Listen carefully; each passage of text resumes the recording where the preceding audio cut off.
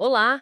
Hoje a gente vai fazer um mergulho em alguns pontos bem específicos do artigo 5º da nossa Constituição. Temos aqui uns trechos selecionados, sabe? Que falam de direitos e garantias fundamentais. A ideia é entender como isso funciona na prática e por que é tão importante. Isso, e vale lembrar o começo de tudo, né? O caput do artigo 5º. Todos iguais perante a lei, garantindo vida, liberdade, igualdade, segurança, propriedade, para brasileiros e estrangeiros residentes. É a base. Exato. Mas vamos focar em algumas ferramentas que a Constituição nos entrega de forma bem concreta. Começando por uma que é pura cidadania ativa, a ação popular. Está lá no inciso 73. Qualquer cidadão pode usar para anular um ato que considere prejudicial ao patrimônio público ou à moralidade administrativa, meio ambiente, patrimônio histórico. E o detalhe importante, sem pagar custas judiciais, né? A não ser que fique provada a má-fé. Isso mesmo, é um ponto-chave para viabilizar essa participação. É fascinante pensar nisso, tipo, como uma ferramenta de fiscalização direta na mão da pessoa comum. Não é só um direito que está lá no papel, é um mecanismo ativo mesmo, sabe? De controle sobre a gestão pública, sobre o que é de todos nós. Fortalece a responsabilidade cívica. E aí, falando em acesso, né, a Constituição vai direto num ponto sensível: o acesso à justiça para quem não tem grana. O Estado tem que dar assistência jurídica gratuita, completa, para quem comprovar que não pode pagar. Isso está no inciso 74. Sim, é um dever do Estado. E tem mais. O inciso 75 prevê indenização por erro judiciário, ou se alguém ficar preso além do tempo devido, o Estado se responsabiliza. Isso é muito sério. Mostra que o sistema reconhece que pode falhar e precisa reparar. E essa linha de gratuidade continua. Registro de nascimento, certidão de óbito, para quem for reconhecidamente pobre. De graça. Inciso 76.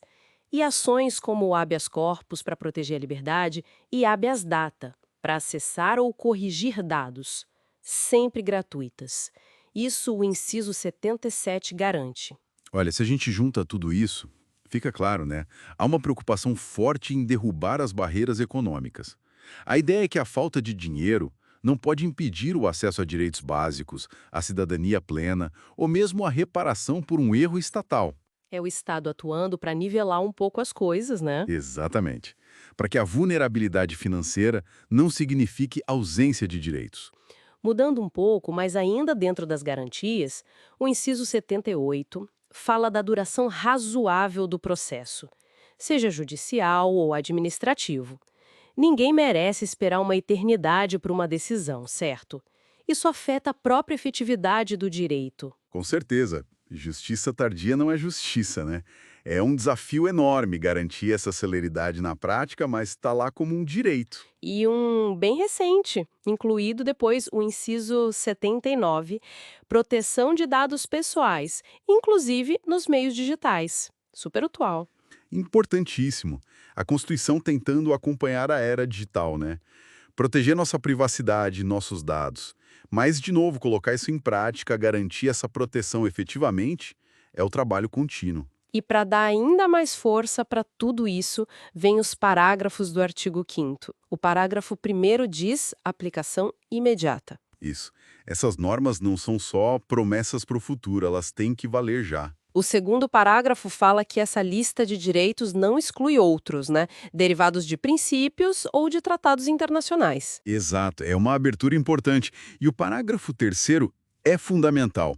Ele diz que tratados de direitos humanos aprovados com quórum especial, tipo de emenda constitucional, valem como tal, elevam o padrão. E, por fim, o parágrafo 4º. O Brasil aceita a jurisdição do Tribunal Penal Internacional, um compromisso com a justiça global para crimes mais graves. Sim, esses parágrafos, eles blindam e, ao mesmo tempo, expandem o alcance dos direitos fundamentais. É a estrutura de proteção. Então, resumindo o nosso papo, a gente viu a ação popular como essa ferramenta cidadã, Uhum. as garantias de acesso à justiça e a documentos sem custo para quem precisa, Essencial. a responsabilidade do Estado por erros, a busca por agilidade nos processos e a proteção de dados. Tudo isso bem amarrado na Constituição. E com essa base forte de aplicação imediata e abertura a outros direitos, né? Isso. Bom, e para a gente fechar, Fica talvez uma reflexão sobre essa aplicação imediata que a Constituição afirma com tanta força. O que isso significa no dia a dia de verdade? Considerando todos os desafios práticos, as limitações de orçamento, a estrutura que a gente tem, qual a distância real entre o que está escrito ali tão bonito e a realidade vivida por cada pessoa no Brasil? É algo para a gente continuar pensando, né?